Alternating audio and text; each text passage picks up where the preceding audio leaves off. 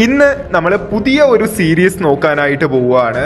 So ഈ ഒരു സീരീസിൽ നമ്മൾ നോക്കാനായിട്ട് പോകുന്നത് പവറിന്റെ പീക്കിലെത്തിയ വേൾഡ് ഫേമസ് ആയിട്ടുള്ള ആളുകളെ പറ്റിയാണ്. ഇവർക്ക് എല്ലാവർക്കും തന്നെ കോമൺ ആയിട്ട് രണ്ട് കാര്യങ്ങളായിരിക്കും ഉണ്ടാവുക. ഒന്ന്, ഇവര് പവറിന്റെ പീക്കിലെത്തിയ വ്യക്തികളായിരിക്കും.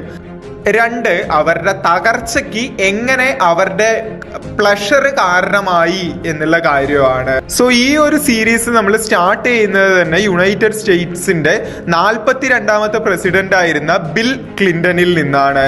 സോ ഈ ഒരു സ്റ്റോറിയിൽ നമ്മൾ അദ്ദേഹത്തിന്റെ അംബീഷൻസ്, ടെംപ്ടേഷൻ, ഡൗൺഫോൾ, ഇത്തരത്തിലുള്ള കാര്യങ്ങൾ കംപ്ലീറ്റ് ആയിട്ട് തന്നെ കവർ ചെയ്യുന്നുണ്ടാവും. സോ ഇത് ജസ്റ്റ് ഒരു ഹിസ്റ്ററി മാത്രമല്ല, നമ്മൾ എല്ലാവരും തന്നെ പഠിക്കേണ്ട മേജർ ഹിസ്റ്ററി കൂടിയാണ്.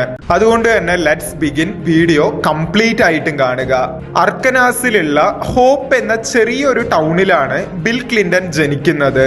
ബിൽ ക്ലിന്റൺ ചെറുപ്പം മുതൽ തന്നെ വളരെയധികം അംബീഷ്യസ് ആയിരുന്നു. അതുകൊണ്ട് തന്നെ നല്ല രീതിയിൽ പഠിച്ച് പ്രസ്റ്റീജിയസ് ആയ ഇൻസ്റ്റിറ്റ്യൂഷൻ, അതായത് ജോർജ് ടൗൺ ഓക്സ്ഫോർഡ് യെയിൽ യൂണിവേഴ്സിറ്റിയിൽ സ്കോളർഷിപ്പ് ബേസിസിൽ സ്റ്റഡീസ് എല്ലാം കംപ്ലീറ്റ് ചെയ്തു.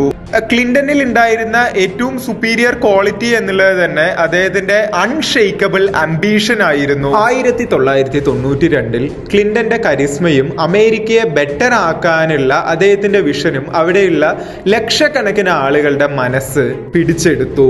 അദ്ദേഹം നടത്തിയ ഓരോ ക്യാമ്പയിനും ഹോപ്പ്, എക്കണോമിക് ഗ്രോത്ത്, വെൽഫെയർ, അതേപോലെ സ്ട്രോങ് ആയ ഇന്റർനാഷണൽ ഡിപ്ലോമസി ഒക്കെയാണ് പ്രൊജക്ട് ചെയ്തത്. പ്രസിഡന്റ് സ്ഥാനവും കിട്ടിയതോടുകൂടി ആ ഒരു നേഷൻ മുഴുവൻ അദ്ദേഹത്തെ അൺസ്റ്റോപ്പബിൾ എന്നായിരുന്നു വിളിച്ചിരുന്നത്, എ റിയൽ ലീഡർ. പക്ഷേ സത്യം അതായിരുന്നില്ല.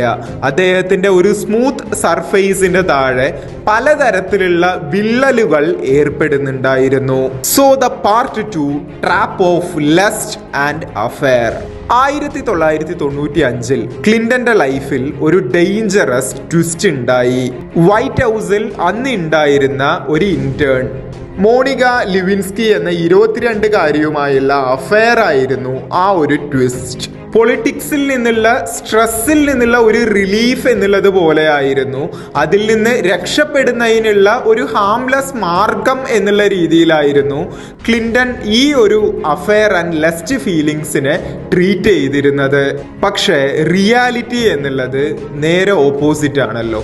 ലസ്റ്റ് എന്നുള്ളത് ഒരിക്കലും ഹാംലെസ് അല്ല, ഇറ്റ് ഈസ് വെരി ഹാംഫുൾ.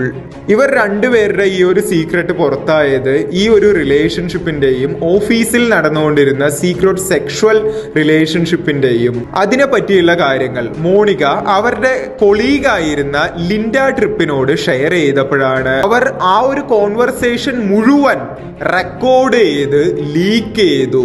അത് ഇവർ ആരോടും തന്നെ പറയില്ല എന്നുള്ള രീതിയിൽ വിശ്വസിച്ചായിരുന്നു മോണിക അത് ലിൻഡയോട് ഷെയർ ചെയ്തിരുന്നത്. പക്ഷെ നടന്നത് അതിന് വിപരീതം. അങ്ങനെ അത് വേൾഡ് റോക്കിംഗ് സ്കാൻഡലായി മാറി. പ്രസിഡന്റ് ഇത് ആദ്യമൊക്കെ എതിർത്തെങ്കിലും പിന്നീട് കാര്യങ്ങൾ കൂടുതൽ വഷളായി. കാരണം മോണികയുടെ DNA ടെസ്റ്റിൽ ക്ലിന്റന്റെ ക്ലിന്റനുമായിട്ട് മാച്ച് ഉണ്ടായിരുന്നു. ഇത് ക്ലിന്റന്റെ പേഴ്സണൽ ലൈഫിനെ ഫെയിലിയർ ആക്കി എന്നുള്ളത് മാത്രമല്ല, അദ്ദേഹത്തിന്റെ ഇത്രയും കാലം ഉണ്ടായിരുന്ന അദ്ദേഹത്തിന്റെ ഇമേജിനെ തന്നെ നശിപ്പിച്ചു കളഞ്ഞു. കൂടാതെ അതിനുശേഷം ഉണ്ടായിരുന്ന കോർട്ട് റൂം സീൻസ്, ലീഗൽ വശങ്ങൾ, അതെല്ലാം തന്നെ അദ്ദേഹത്തിന്റെ റെപ്യൂട്ടേഷനെ കംപ്ലീറ്റ്ലി തന്നെ നശിപ്പിച്ചു. ക്ലിന്റന്റെ അഫെയർ എന്നുള്ളത് ഒരു മാരേജ് ബിട്രയൽ മാത്രമായിരുന്നില്ല, ഒരു നാഷൻ, ഒരു രാജ്യത്തിന് തന്നെ തന്നോടുള്ള വിശ്വാസം നഷ്ടപ്പെടുന്ന ഒരു പ്രവൃത്തിയായിരുന്നു. അദ്ദേഹത്തെ ഒരു ഹോട്ട് സീറ്റിൽ കൊണ്ടുപോയി ഇരുത്തി മീഡിയ മുഴുവൻ സമയത്ത് അദ്ദേഹത്തിന്റെ കാര്യങ്ങളായിരുന്നു ഡോമിനേറ്റ് ചെയ്തുകൊണ്ടിരുന്നത്. പലതും അച്ചീവ് ചെയ്ത പ്രസിഡന്റ് എന്നുള്ള രീതിയിൽ നിന്ന് മാറി രണ്ട് മുഖമുള്ള പ്രസിഡന്റ് എന്നുള്ള രീതിയിൽ പ്രൊജക്ട് ചെയ്യാൻ തുടങ്ങി. പക്ഷേ ഈ ഒരു സാഹചര്യം നടക്കുന്ന സമയത്തും അദ്ദേഹത്തിന്റെ ഭാര്യ ഹിലാരി ക്ലിന്റൺ അദ്ദേഹത്തിന്റെ കൂടെ തന്നെ സപ്പോർട്ടീവായി നിന്നിരുന്നു. എന്നാൽ ഇതെല്ലാം തന്നെ എത്രത്തോളം എമോഷണൽ വൗണ്ട് അവർക്കുണ്ടാക്കി എന്നുള്ളത് നമുക്ക് തന്നെ മനസ്സിലാക്കാൻ പറ്റും. കൊസോവോ വാർ നടന്നിരുന്ന സമയത്ത് ക്ലിന്റൺ ക്ലിന്റന്റെ ലീഡർഷിപ്പ് സ്ട്രോങ് ആയിരുന്നു എന്നുണ്ടെങ്കിലും അദ്ദേഹത്തിന്റെ മോറൽ അതോറിറ്റി എന്നുള്ളത് വീക്ക് ആയിരുന്നു. അത് ഇന്റർനാഷണലി അമേരിക്കയുടെ ഇമേജിനെ തന്നെ ഡാമേജ് ചെയ്തു എന്ന് വേണം പറയാൻ.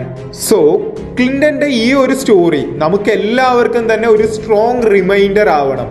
ഇന്ന് നിങ്ങൾ എത്രത്തോളം സ്ട്രോങ് ആയിട്ടുള്ള, പവർഫുൾ ആയിട്ടുള്ള, സക്സസ്ഫുൾ ആയിട്ടുള്ള ഒരു പേഴ്സൺ ആണെങ്കിലും നിങ്ങളുടെ ഒരു മിസ്റ്റേക്ക്, നിങ്ങൾ പ്ലഷറിന്റെ അടിസ്ഥാനത്തിലും മറ്റും ചൂസ് ചെയ്യുന്ന ഒരു മിസ്റ്റേക്ക് എല്ലാം തന്നെ നശിപ്പിക്കാൻ കാരണമാവും.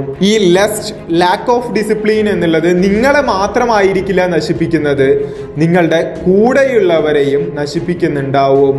അതുകൊണ്ട് തന്നെ ഈ ഒരു പോയിന്റ് എന്നും മനസ്സിൽ സൂക്ഷിക്കുക. Part 4, lesson four men.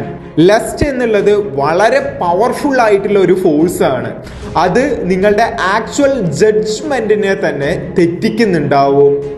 ഒന്നും ആലോചിക്കാതെ തന്നെ എടുത്തു ചാടി തീരുമാനങ്ങൾ എടുക്കാനായിട്ട് അത് നിങ്ങളെ പ്രൊവോക്ക് ചെയ്യും. മാത്രമല്ല, നിങ്ങൾ വർഷങ്ങളോളം കഷ്ടപ്പെട്ടുണ്ടാക്കിയ പല കാര്യങ്ങളെയും അത് ഒറ്റ നിമിഷത്തിൽ തന്നെ നശിപ്പിച്ചു കളയും.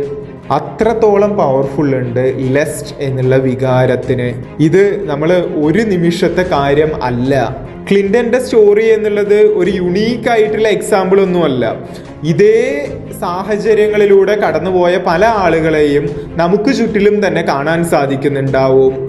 ലസ്റ്റ് കാരണം ഉണ്ടാവുന്ന കോൺസിക്വൻസ് എന്നുള്ളത് വളരെ സീരിയസ് ആയിട്ടുള്ള കാര്യമായിരിക്കും. ആളുകൾക്ക് നമ്മളിലുള്ള വിശ്വാസം എന്നുള്ളത് തന്നെ തകരുന്നുണ്ടാവും. റിലേഷൻഷിപ്പ് തകരും. അതുപോലെ തന്നെ പല നല്ല ഓപ്പർച്യൂണിറ്റീസും നമ്മളുടെ ലൈഫിൽ നിന്ന് മിസ്സാവും. സോ ഇതല്ല നിങ്ങൾ ചൂസ് ചെയ്യേണ്ടത്. അഫെയർ ഇല്ലാത്ത, ലസ്റ്റ് ഇല്ലാത്ത ഒരു നല്ല പാത്ത് ചൂസ് ചെയ്യുന്നതിനുള്ള ഓപ്ഷൻ ഇന്ന് നിങ്ങളുടെ മുന്നിൽ തന്നെ ഉണ്ട്. So the part 5, reclaim your power with superior men building. Superior men ബിൽഡിങ്ങിൽ നമ്മൾ വിശ്വസിക്കുന്ന ഒരു കാര്യമുണ്ട്. എല്ലാവർക്കും അവരുടെ വീക്ക്നെസ്സിൽ നിന്ന് പുറത്തു വരുന്നതിനുള്ള ഒരു പവർ ഉണ്ട്. ഇവിടെ നമ്മൾ നിങ്ങൾക്ക് പ്രൊവൈഡ് ചെയ്യുന്ന ട്രെയിനിങ്ങുകളിലൂടെ എങ്ങനെ ലെസ്റ്റ് പോലുള്ള കാര്യങ്ങളെ കൺട്രോൾ ചെയ്ത് ലൈഫിൽ ഒരു ഡിസിപ്ലിൻഡ് ആൻഡ് പർപ്പസ്ഫുൾ ആയിട്ടുള്ള ഒരു ലൈഫ് ലീഡ് ചെയ്യാം എന്നുള്ളത് നമ്മൾ നിങ്ങളെ പഠിപ്പിക്കുന്നുണ്ടാവും.